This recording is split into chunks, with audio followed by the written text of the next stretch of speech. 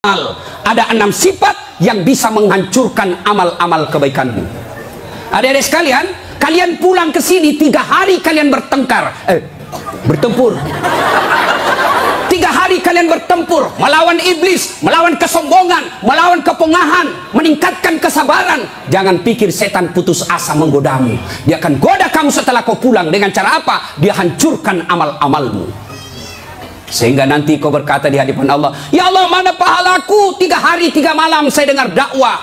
Allah menyatakan, memang dulu ada pahalamu, tapi hancur oleh karena perbuatanmu sendiri.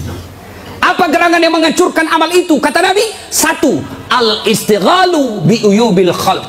Suka sekali cerita kejelekan orang, dia lupa kejelekan dirinya sendiri. Gosip, gibah, penyakitnya. Bu-ibu, Nabi ketika Isra Mi'raj diperlihatkan, bawa Nabi ke surga, Masya Allah banyak perempuan. Masuk ke neraka, na'udzubillah min dzalik, lebih banyak lagi perempuan. Kenapa? Kata Nabi, karena 2 hal. 1, dia tidak mampu mensyukuri nikmat berupa suami. Dan yang kedua, dia tidak mampu menjaga mulutnya. Penyakitnya ibu-ibu. Saya aja lewat tadi masih ada yang gosip. Begitu saya dilihat, dia bilang, itu juga bajunya yang di YouTube. Sibuk. Kenapa? Saya pakai baju kau yang sibuk. Kang gosip. Jengkelku. Kenapa kau gosip saya? Bu, halo ibu. Penyakit ibu-ibu yang tidak bisa dikendalikan, hawa nafsu menceritakan kejelekan orang. Kalau laki-laki kumpul paling dicerita, wih, itu anak sayang. Yang pertama cakep tapi beleng-beleng. Itu yang kedua cakep, tapi ya dongok. Paling kita cek itu, wah itu motor saya rewel, itu mobil saya yang tua, wah sedikit-sedikit mogok lagi, itu atap rumah saya bocor. Paling kalau bapak cerita itu. Tapi coba kalau ibu-ibu, pertama dicerita sinetron, jelek betul sifatnya itu ya. Sana itu. Iya toh, langsung tetangga jadi korban. Kumpul begini tuh masih ada gosip. Apa? Dia tidak ngomong tapi matanya dong. Apa? Kudungnya tidak serasi dengan roknya. Beliau kayak umbul-umbul. Sudah. Satu udah digosip. Lewat lagi satu. Apa? Palsu. Kenapa kau tahu? Lipstiknya. Kenapa kau tahu? Melengket di giginya. Coba ya. Ayo adik-adik. Ya. Nah, maka saya heran sebagai anak bangsa. Kok kita dituduh orang Islam selalu menyebarkan fitnah? Islam sangat membenci fitnah sehingga Nabi mengatakan, al-fitnatu asaddu minal qatl. Fitnah itu lebih kejam daripada membunuh. Jadi pemain-pemain buser, apakah namanya itu? Cocok nih? Buser, apakah itu? Yang suka cari-cari duit dari menyebarkan fitnah? Hah? Yo itu buser. Hah? Manalah? Tidak adalah kita orang Islam. Suatu kali Nabi menyampaikan, barang siapa yang mengucapkan 2 kalimat syahadat, diyakini sampai mati pasti masuk surga. Abu Hurairah senang dengar ini. Lalu Abu Hurairah berlari-lari kecil menuju ke pasar. Dengan tujuan apa? Dia mau menyampaikan berita gembira ini. Lalu didapat oleh Umar. Abu Hurairah, kau mau pergi mana buru-buru? Saya mau menyampaikan berita penting. Apa itu? Barusan saja saya dengar menyampaikan Nabi, siapa yang syahadat, yakin sampai mati, pasti masuk surga. Umar berkata, betul kok Nabi bilang begitu? Betul. Saya tidak percaya. Kayo kita datang ke sumber. Dalam teori komunikasi, inilah disebut check and recheck.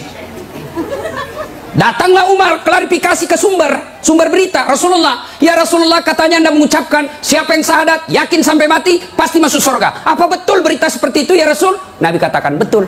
Tapi ya Rasulullah, ada apa? Ini Abu Hurairah, dia mengumumkan di pasar. Terus saya khawatir nanti disalahpahami umat kita. Biar tidak sholat yang penting syahadat masuk surga. Biar judi yang penting syahadat masuk surga. Biar zina yang penting syahadat masuk surga. Saya salah paham nanti orang, saya khawatir hadis ini dipahami dengan salah. Lalu Nabi katakan, oke, jangan kau sampaikan ini halal umum, karena dia bisa mengganggu kemaslahatan umat.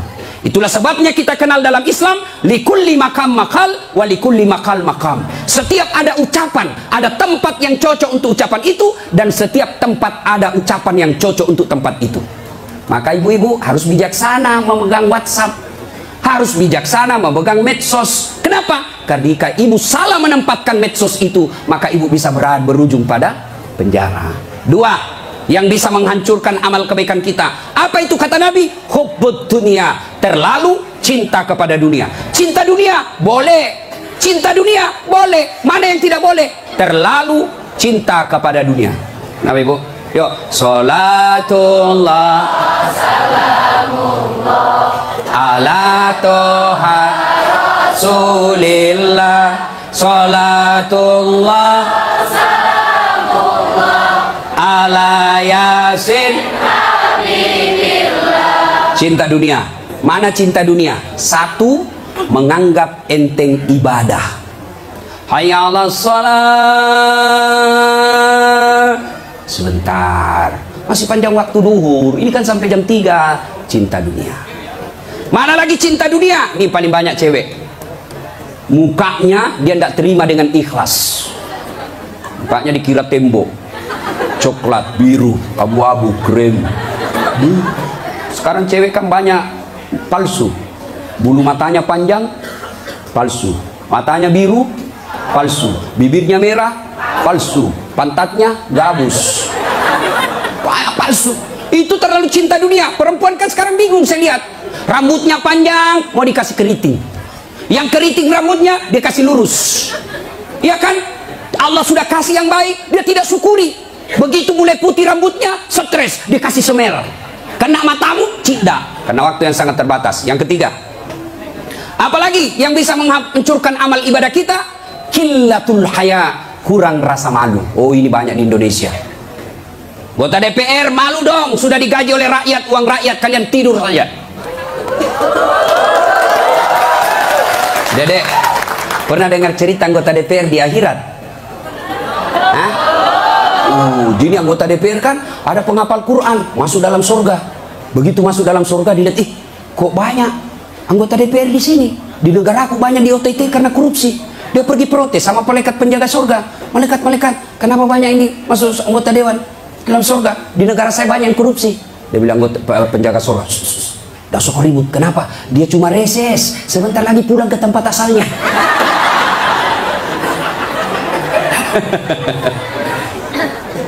Terlalu cinta kepada dunia dilarang oleh agama.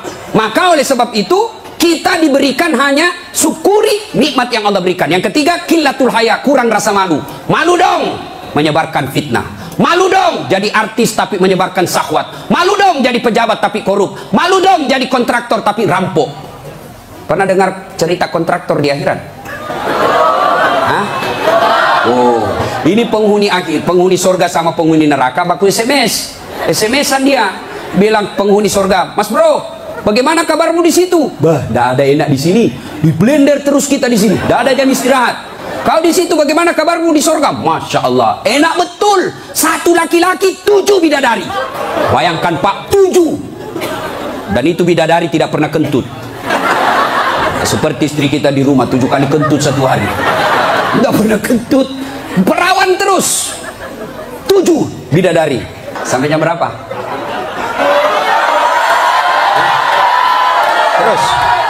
Terus lalu kata penghuni surga, "Wah, enak betul di sini." Penghuni neraka, "Bolehkah kami jalan-jalan ke situ?" "Boleh." "Ya gimana?" Penghuni neraka kan kreatif, banyak solusinya. "Gimana?" "Sudahlah, tidak usah cemas. Kami bikin jembatan dari surga, kamu juga bikin jembatan dari neraka. Kita ketemu di tengah. Setuju?" "Setuju." Lelang proyek. Keluar pemenang tender. Kerjalah. Hari pertama hancur juga ini, Ustaz. Aduh. Nasib sial saya di malam. Uang merah kek.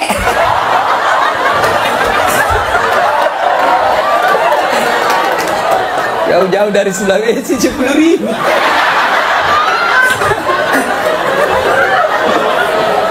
Nah, lalu dia bilang, hari pertama proyek dari neraka selesai 50%. Hari kedua selesai 70%. Hari ketiga tuntas, efektif dan efisien. Selesai proyek. Sampai di tengah dilihat di proyek dari surga. Kenapa belum mulai-mulai? Dia teriak, "Lah ini dari neraka." "Mas bro, kenapa kau belum mulai proyekmu? Kami sudah sampai di tengah sesuai perjanjian. Kenapa kau belum mulai? Kata penghuni dari sorga, bagaimana mau dimulai? Pemborong, kontraktor, pengawas, panitia, ada semua di situ.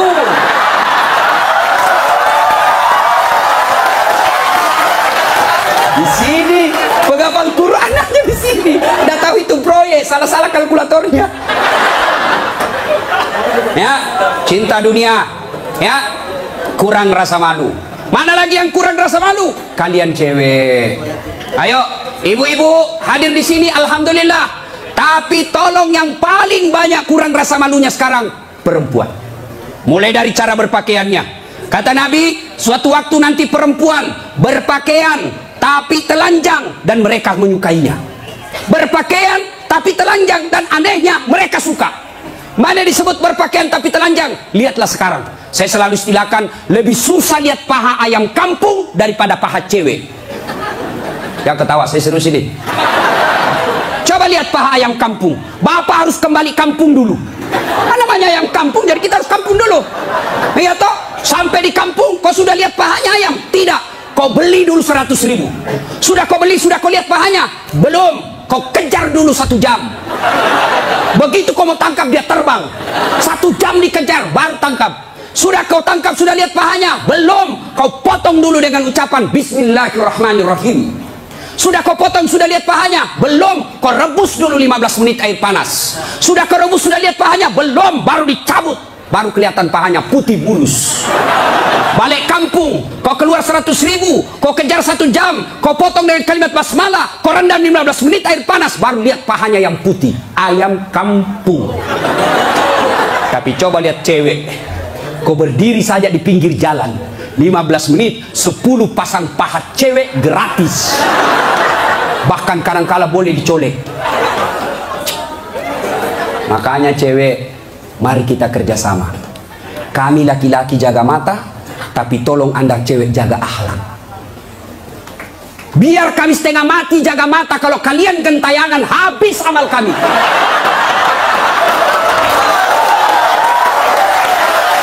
Ya, saya kalau mau pergi mengajar di kampus, saya ngaji dulu beberapa ayat, sholat duha dulu 2 rakaat, baru 1 kilometer saya naik mobil, hancur amalku. Sebelah kanan ketek, sebelah kiri dada, di depan paha. Nggak mungkinlah saya jalan terus begini, tiang listrik ku tabrak. Yo cewek, woi, mari kasihani mata kami. Dilihat, haram? Tidak dilihat, barang bagus.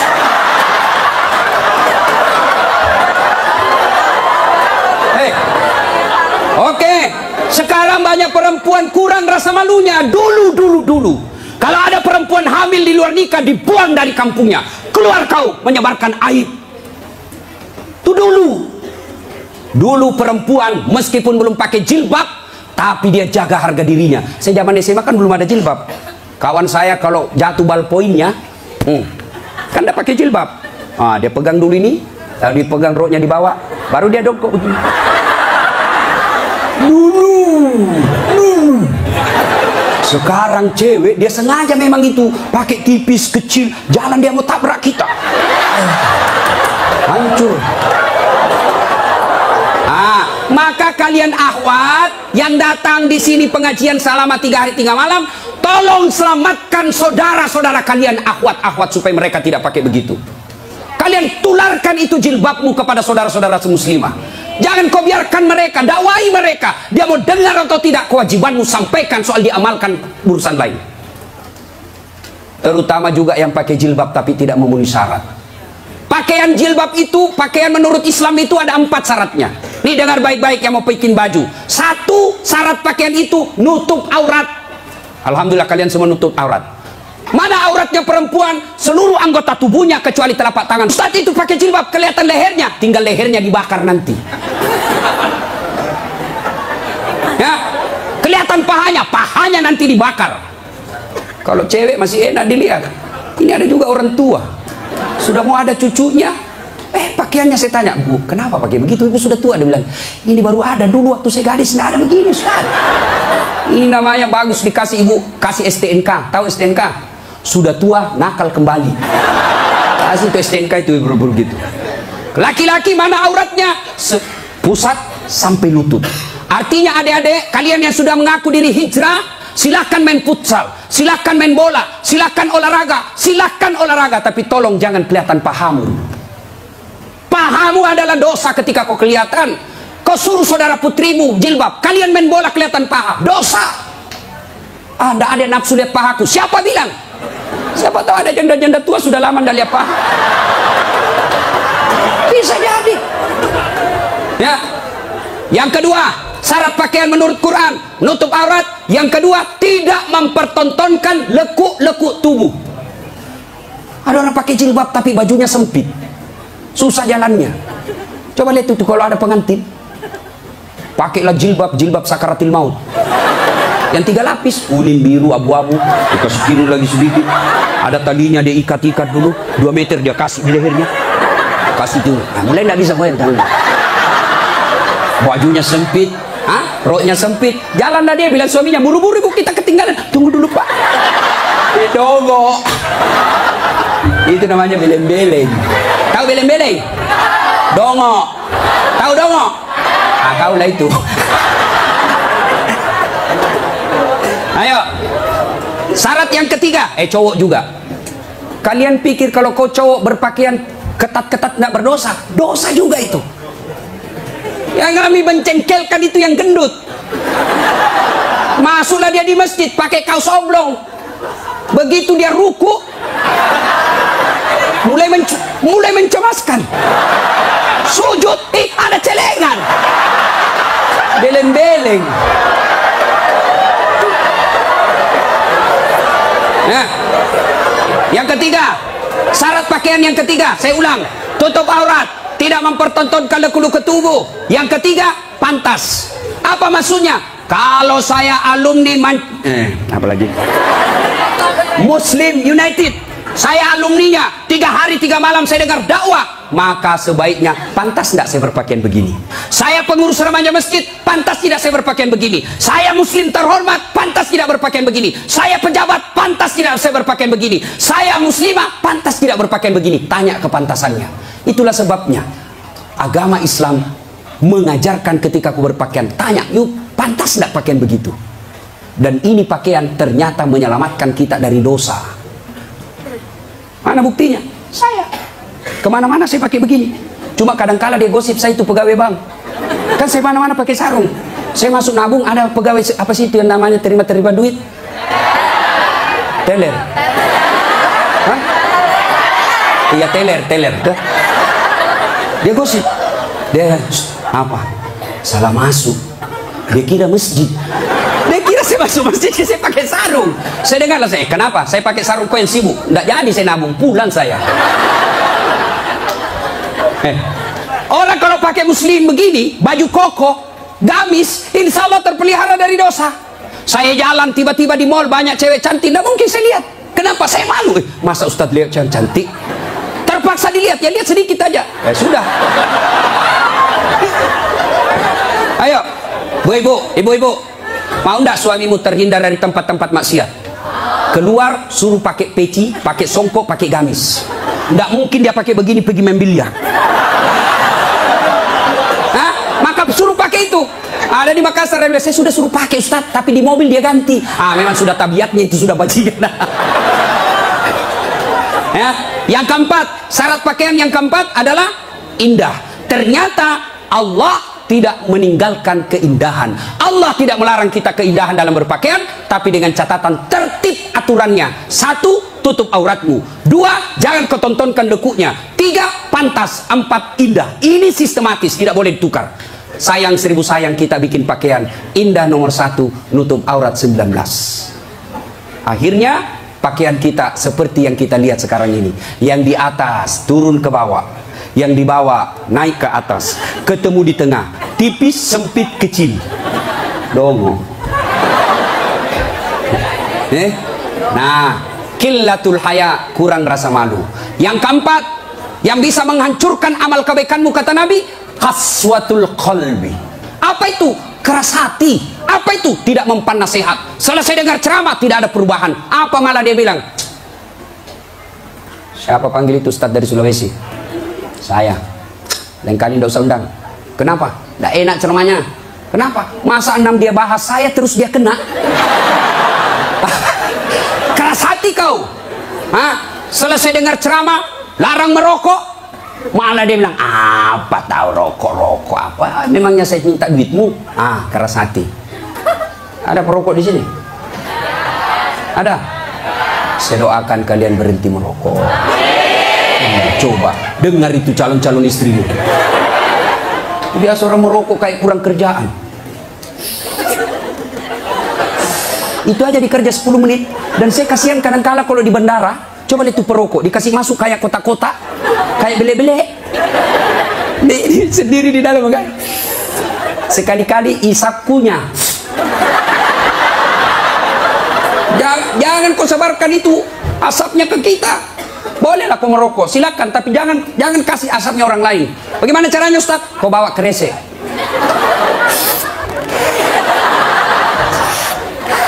Itu bebas polusi. Ibu-ibu setuju tidak suaminya berhenti merokok? Kalian membenci 9 naga, kalian membenci mereka-mereka itu, tapi kalian beli rokoknya. Kalau kalian mau hancurkan mereka, berhenti kau merokok. Lebih baik itu rokokmu anak muda, kau tabung, lamar cewekmu. Kau juga cewek, jangan terlalu lama mau dipacari. Ini pacaran Islami, Ustaz. Pret. Pacaran syar'i. Mana ada pacaran syar'i, cilaka? Dengar ini cewek. Kau sudah 2 tahun dipacari tidak dilamar-lamar, berhenti kau. Kasih tahu itu cowokmu. Motor aja dicicil 1 tahun sudah lunas. Kamu sudah 2 tahun dipacari tidak dilamar-lamar. Modal 10.000. Roti 1, teh botol 1, autan 2. Modal 10.000 malam minggu. Qaswatul qalbi, keras hati, tidak mempan nasihat. Mereka yang selesai dengar dakwah tapi tidak ada perubahan, itu yang disindir oleh Allah. Watawa'un alaihim a'anzartahum la yu'minun. Kau sampaikan ayat Allah atau tidak, kau ceramai atau tidak, sama saja mereka tidak akan beriman. Keras hati, habis amalmu. Yang ke-5, penghancur amal, tulul amal. Apa itu? Panjang angan-angan alias malas. Dan yang ke-6, wadzalimun la yantahi, perbuatan zalim yang tidak bisa dihentikan. Zalim kepada Allah, tidak sholat. Puncak kesaliman kepada Allah, tidak sholat. Ada yang malas sholat di sini? Ada? Adik-adik, mau jadi direktur, mau jadi pegawai, mau punya rumah yang mewah, gampang. Perbaiki sholatmu. Kecil buat Allah kasih kau mobil, kecil buat Allah kasih kau rumah yang mewah. Allah cuma minta sempurnakan sholatmu. Ada di sini yang tidak ada masalah? Ada? Ini malah muka-muka penuh masalah semuanya. Ayo, mana ada manusia tidak ada masalahnya? Istri cantik, kau kira bukan masalah? Masalah digoda orang, apalagi kalau suaminya jelek, lebih masalah lagi. Berarti bagus kalau istri jelek. Istri jelek dihina orang, kita lagi yang malu jalan sama dia. Duluan aja deh, nanti kita ketemu di gedung. Sampai deket tuh tidak muncul-muncul suaminya. Mana kau bang? Tidak jadi, saya mencret. Istri jelek masalah, istri cantik masalah. Mana ada orang tidak ada masalahnya?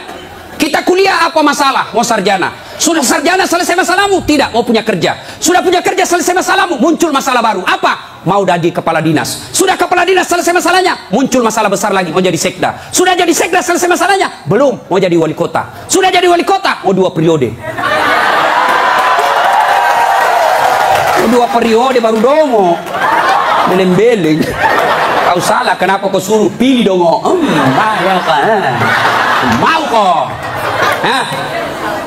Ayo, tidak ada orang tidak ada masalah. Ya, maka Allah tidak mengatakan, Das'at, ada masalahmu, kau puasa dulu. Tidak. Das'at, ada masalahmu, kau jadi dokter dulu, kau jadi insinyur dulu, kau kaya dulu, kau anggota DPR dulu. Allah tidak menyatakan itu. Allah cuma minta 2. Ista'inu bis-sabri was-shalah. Sabar, perbaiki sholatmu, saya yang selesaikan masalahmu. Itu janji Allah, bukan janji caleg. Kalau caleg mau dipilih, dibagi-baginya kartu namanya, pilih saya, pilih saya. Ada masalah, telepon saya 24 jam. Begitu terpilih, dia ganti nomor HP-nya. Allah janji, pasti Allah tepati. Allah cuma minta, ada masalahmu cewek, kau risau soal jodoh, yuk perbaiki sholatmu. Cowok, ada masalahmu, kau sudah sarjana, tidak dapat kerja, yuk sempurnakan sholatmu. Saya sudah sholat Ustaz, betul kau sholat tapi tidak ikhlas. Hayya 'alas shalah, asar lagi. Barusan duhur, kau tidak ikhlas. Saya sudah sholat Ustaz, betul kau sholat tapi main-main. Mana buktinya? Allahu Akbar.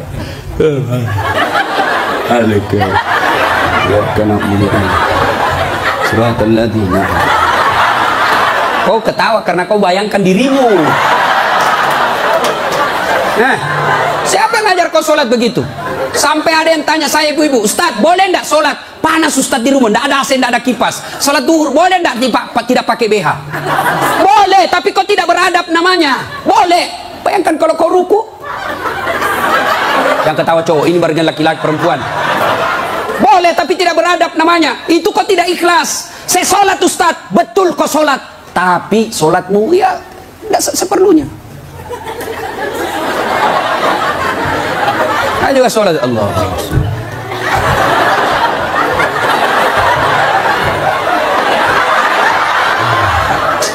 30 tahun kau sholat kalau begini gayamu bos. Adik-adik, kau punya handphone? Ibu-ibu punya handphone? Waktu beli handphone itu ada buku pedoman kan?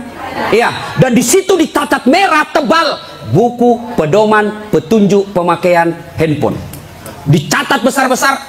Catatan penting, baca buku pedoman ini sebelum penggunaan handphone. Handphone aja kau pakai itu belum tentu untuk kebaikan, ada buku pedoman penggunaannya. Sholat kalian yang pakai 5 kali sehari semalam paling sedikit, lalu kenapa kau tidak pernah buka buku pedoman sholatmu? Ya, nah, maka bu bapak perbaiki saja sholat, insya Allah selesai masalahmu. Zolim, zolimun la yantakhi. Perbuatan zolim yang tidak bisa dihentikan kepada Allah. Yang kedua, zolim kepada jenis kedua, zolim kepada sesama manusia. Tidak usah zolim kepada tetangga. Ibu-ibu zolim kepada suaminya. Mana ibu-ibu zolim kepada suaminya? Suaminya dijadikan tahanan kota. Baru keluar 1 jam ditelepon. Di mana kau pak? Di mana kau? Keluar kau, pulang kau. Bagaimana kita tidak cepat mati? Kita keluar, kau cari sampai di rumah, kau maki-maki, baik kalau kau cantik. Berat badan makin nambah. Duduk makan canggung, nonton sinetron ngangkat ketek sambil menguap.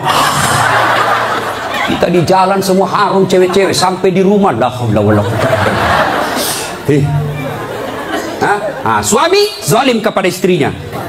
Contohlah Rasulullah, ya. Rasulullah itu sangat romantis. Maka orang yang zalim kepada Allah adalah tidak menunaikan kewajibannya kepada Allah. Zalim kepada sesama manusia, hak-haknya orang dia serobot. Dan yang ketiga, zalim kepada diri sendiri. Apa zalim kepada diri sendiri? Dia sudah tahu maksiat, tapi dia tetap lakukan. Maka menghindari semua itu, kita hadir di tempat ini sebagai wujud kita cinta kepada Allah. Mudah-mudahan kesalahan-kesalahan kita diampuni oleh Allah Subhanahu wa taala. Banyak yang ingin kita sampaikan, tapi waktu jualah yang membatasi kita. Insya Allah lain waktu dan kesempatan kita akan lanjutkan. Kalau masih mau dengar ceramah saya, gampang. Gimana caranya Ustaz? Ambil handphonemu, buka YouTube, tulis nama saya Das'at Latif. Keluarlah ceramah saya ratusan. Sudah itu jangan lupa kasih tanda begini. Yang ketawa saya seriusin bos. Yang kau kasih begini. Kalau kasih begini deh cari kau malaikat pencabut nyawa. Masa ceramah kau kasih begini? Udah enak perasaan kau lihat mata kasih begini bos. Kalau kau tidak senang ya sudah, tidak usah komentar. Nah, cuma cepat habis kuota, 1 jam habis menguras kuota. Maka saya sediakan ceramah yang tidak menguras kuota. Gimana caranya? Follow saya di Instagram. Das'at Latif 1212. Das'at Latif 1212. Sudah ku follow Ustaz, tidak mau tak putar ceramahmu. Hakku yakin tidak ada datamu. Kau beli kuota dulu ya. Nah, sudah ibu bapak, mudah-mudahan ada manfaat.